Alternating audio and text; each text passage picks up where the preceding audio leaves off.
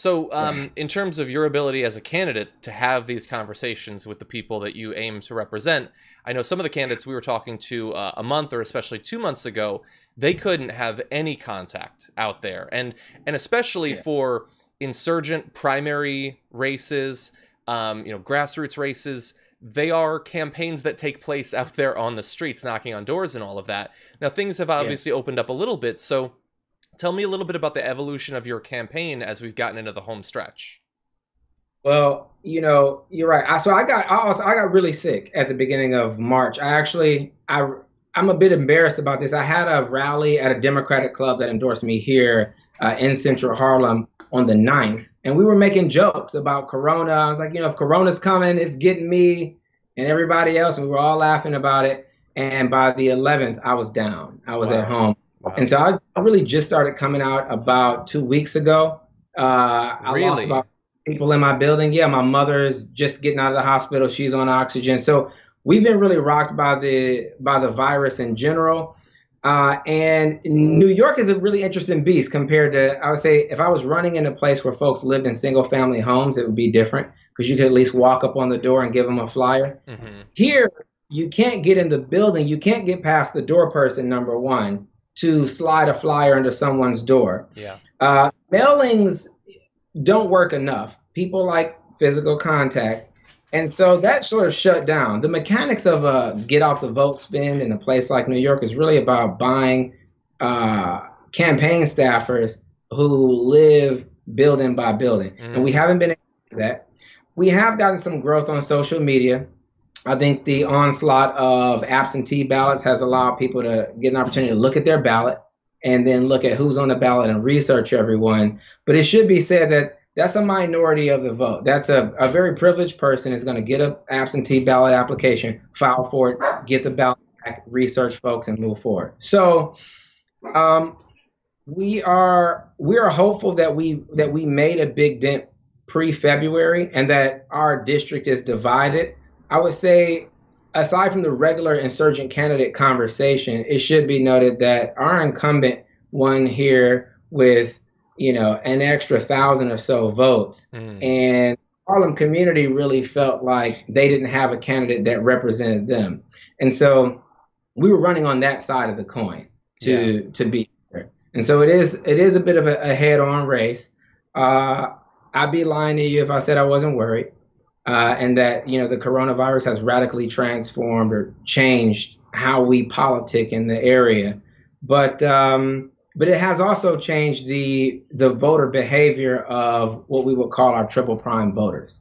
And we know that they're spending a lot more time doing a lot more research. Mm-hmm. So we're trying to be available online than we normally would be and explaining not only what my platform is, but also the contrast between myself and the incumbent. These last 3 months have been tough. As you usually win or lose an election between March and May. For anyone out there who doesn't know that, that's really go time. Everything you do before that is sort of pre-game time, but you win or lose a race between March and May.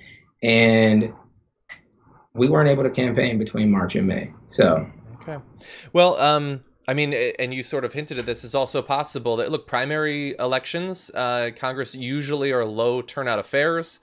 I would guess, though, that politics is more at the forefront of people's minds than it has been for a very long time. And so it's possible that there might be more involvement, and that could radically change the outcome of some of these races.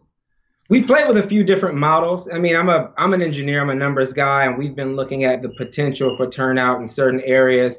Yeah, certainly. I think that, the voter behavior has changed, and now politics is more of a consumer sport, for lack of better phrases, per Trump, the radical things that he's doing, and the Democratic primary. And the fact that the presidential primary was moved to our primary on June 23rd is, I think an interesting change. We actually thought we were benefiting earlier because the Democratic presidential primary was in April, and we had time to watch sort of the exit polls from that come into June.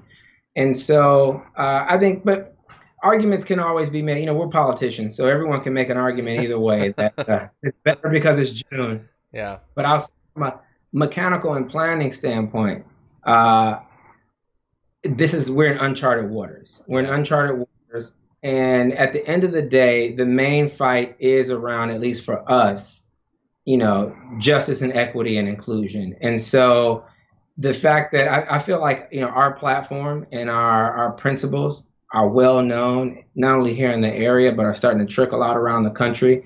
And so that's been more than an opportunity. We've been talking to people in Milwaukee and Cleveland and Detroit and Dade County and Miami and you name it about where we think the world is going in this decade. And that's really the work.